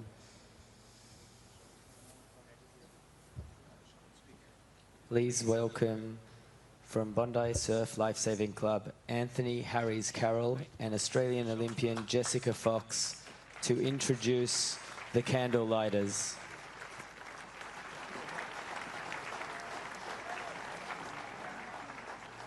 Bondi has been my home for many years, a place of surf, light, peace and harmony. It's a beach where we live, we save people, nature is respected, our background, our culture, it's everything at this beach. Me as a proud Bondi lifeguard, Bondi lifesaver and Bondi local, we stand behind our Jewish community. We love and adore you.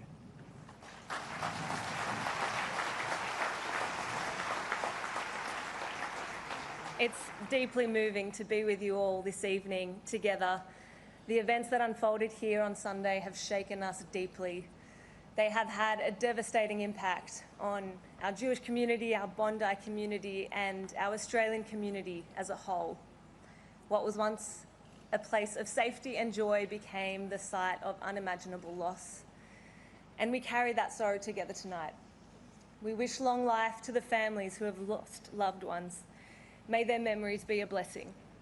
And to those who are injured, both physically and emotionally, may healing and peace come gently and in time.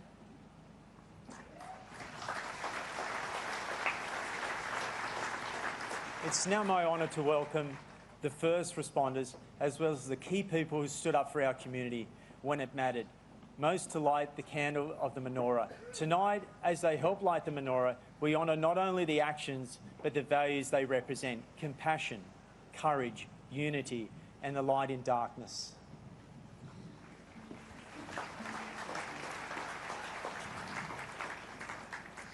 The shemesh, the candle that lights all others, symbolises the courage of those who bring light in this spirit through his heroic actions in Bondi, disarming a terrorist, saving lives, and doing so at great personal cost.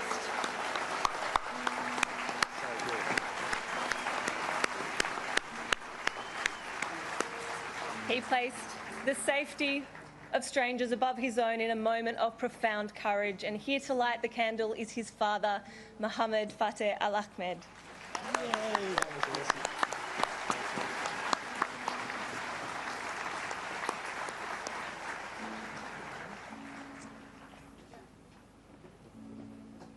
I call upon Manny Levian, a paramedic with New South Wales Ambulance for over 18 years. In the aftermath of the devastating events at Bondi Beach, New South Wales Ambulance personnel were among the very first on scene, providing life-saving care with courage, professionalism and humanity. He was joined by Rabbi Mendy Litzman, OAM, a leader, a volunteer with Hatzolah.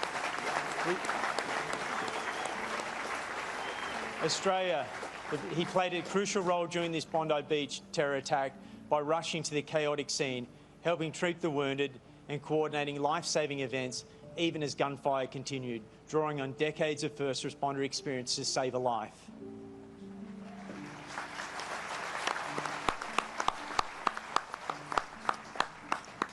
We invite New South Wales Police Commissioner. Sorry.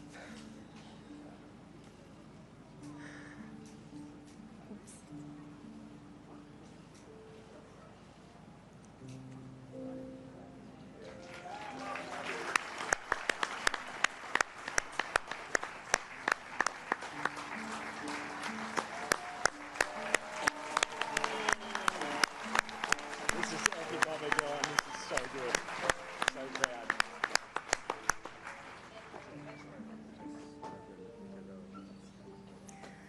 My apologies. We invite New South Wales Police Commissioner Mal Lanyon, representing New South Wales Police, together with Simon, who is lighting on behalf of those who were wounded.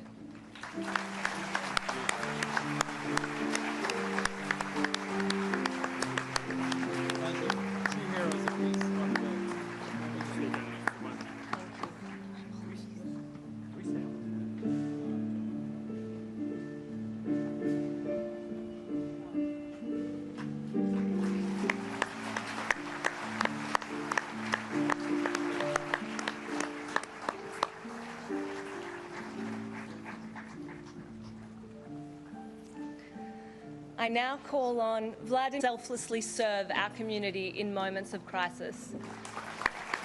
Along with Darren Chait, a senior emergency medical responder and Director of Community Health Support, who led the 19 CHS volunteers who were on scene within a couple of minutes.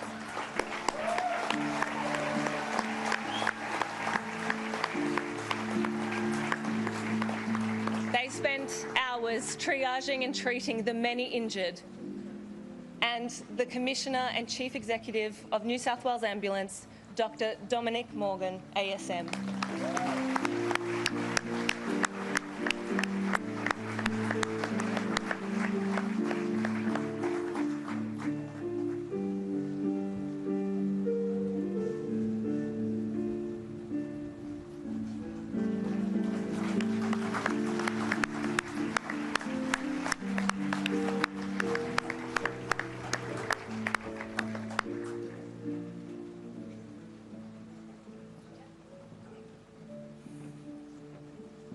I now welcome Stephen Pearce, CEO of Surf Life Saving Australia, whose lifesavers and members of my team ran towards danger, providing immediate aid, protecting lives and embodying the courage, selflessness, community spirit that defines surf life saving at its very best.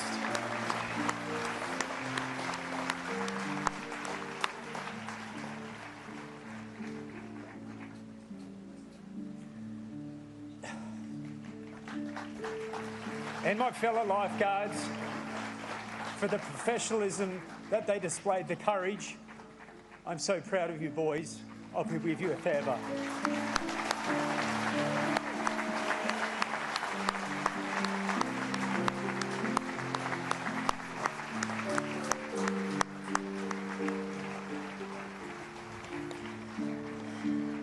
Lighting in memory of victims of this attack, Rabbi Eli Schlanger and Rabbi Yaakov Levitin are their children, Nosson Schlanger and Shlomo Levitin.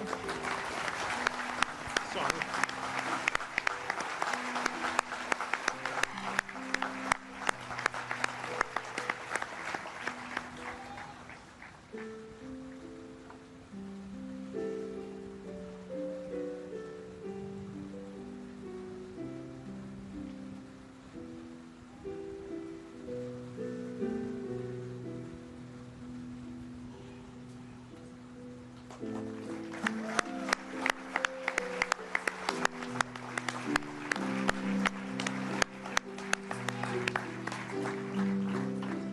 In the attack, Rabbi Yossi Lazaroff.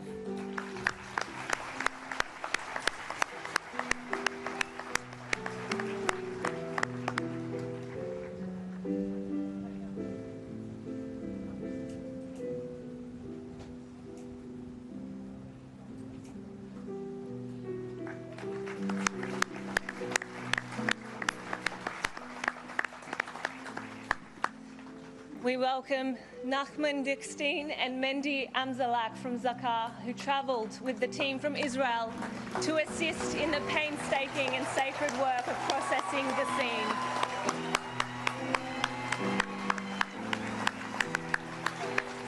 Ensuring dignity, respect and compassion for the victims and their families. They are joined by David Tobb from the Sydney Chevra Kadisha. The organisation worked tirelessly to facilitate funerals for the victims under tragic circumstances. We invite them to light the seventh candle.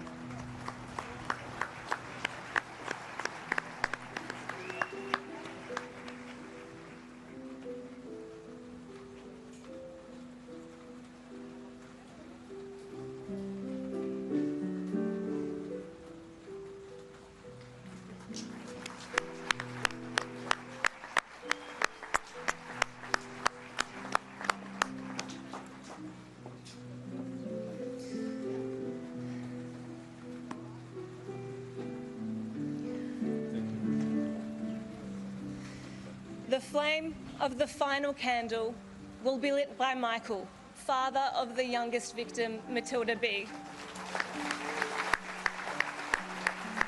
We express our deepest sorrow for his unimaginable loss. Matilda, her beautiful smile and shining face will remain forever in our hearts. He is joined by David Super, whose son, Yankee Super, despite being injured in the Bondi terror attack, showed extraordinary courage by helping others and assisting those around him in the midst of the chaos.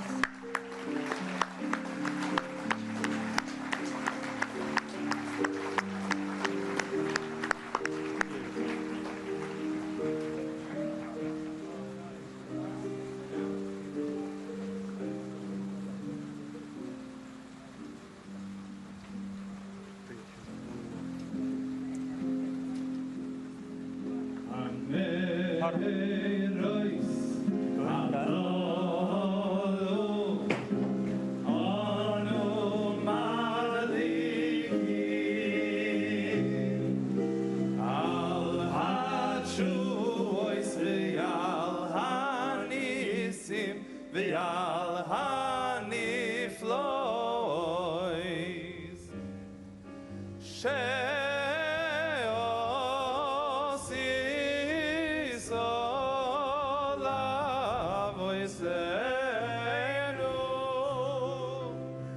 ביומים ההם בזמן הזה, בזמן הזה, על ידי כהניך הקדושים בכל שמונת ימי חנוכה הנרות הללו קודשים, בכל שמונת ימי חנוכה הנרות הללו קודשים, ואין לנו רשות להשתמש בהם אלא ליראי סום בלבד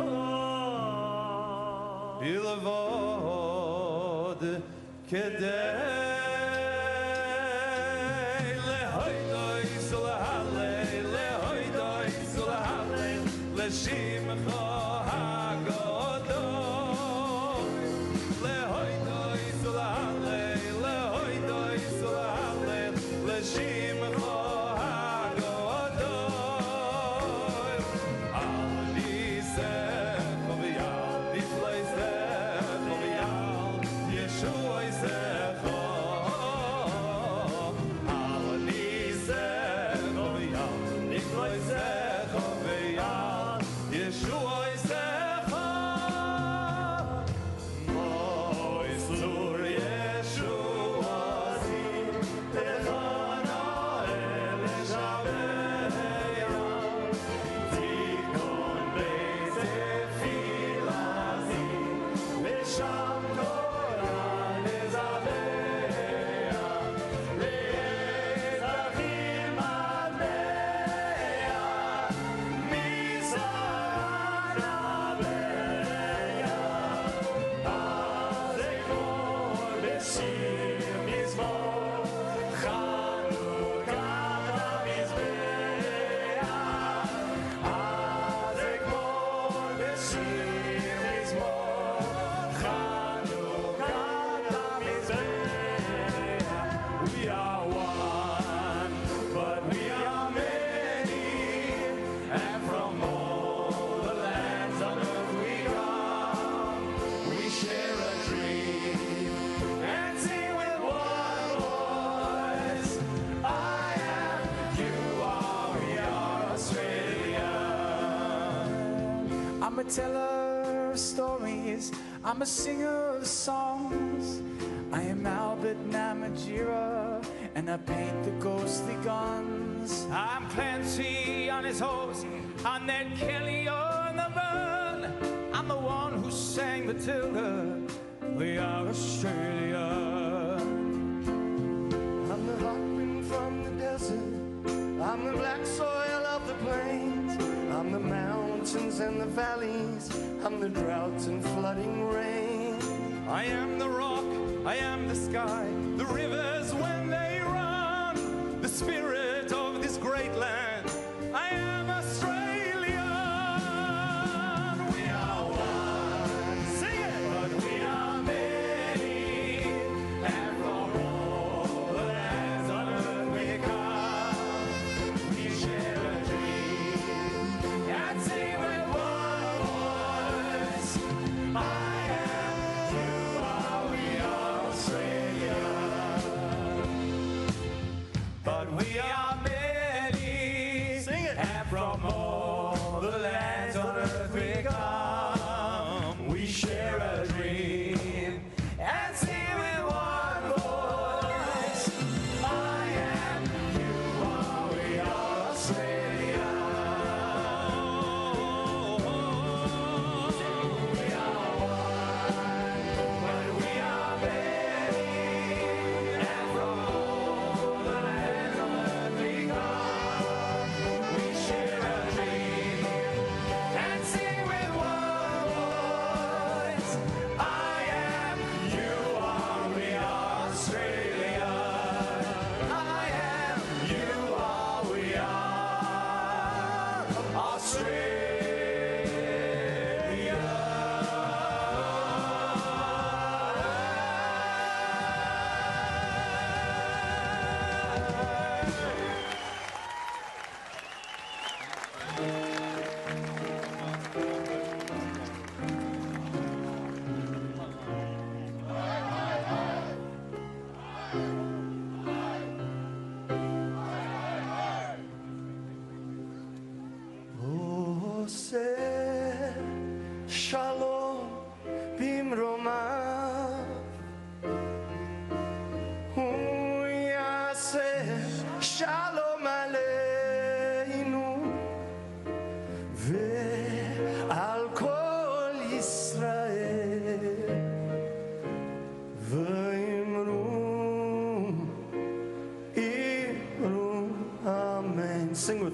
עושה שלום במרומיו. הוא יעשה שלום עלינו ועל כל ישראל,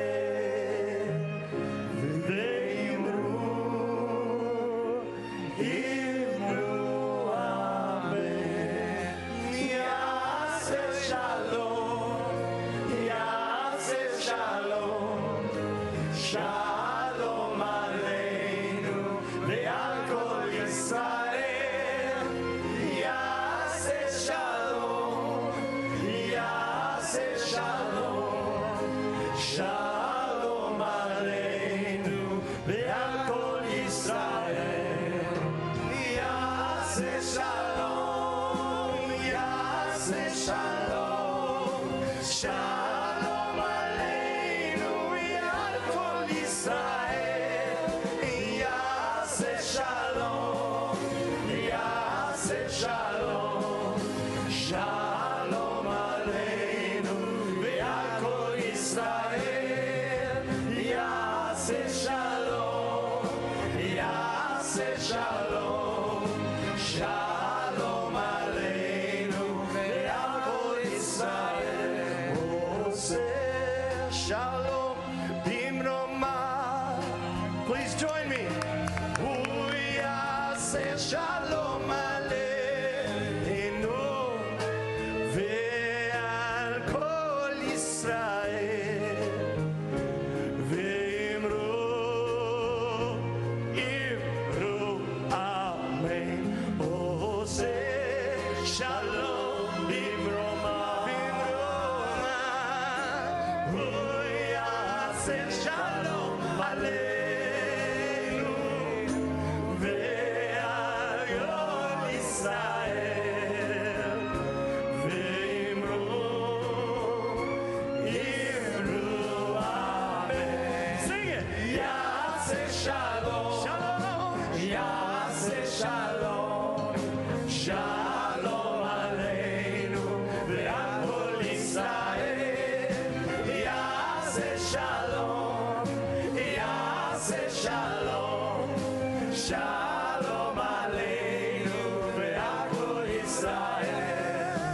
יעשה שלום, יעשה שלום, שלום עלינו ועל כל ישראל.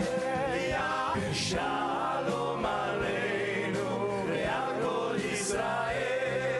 יעשה שלום, יעשה שלום, שלום עלינו ועל כל ישראל.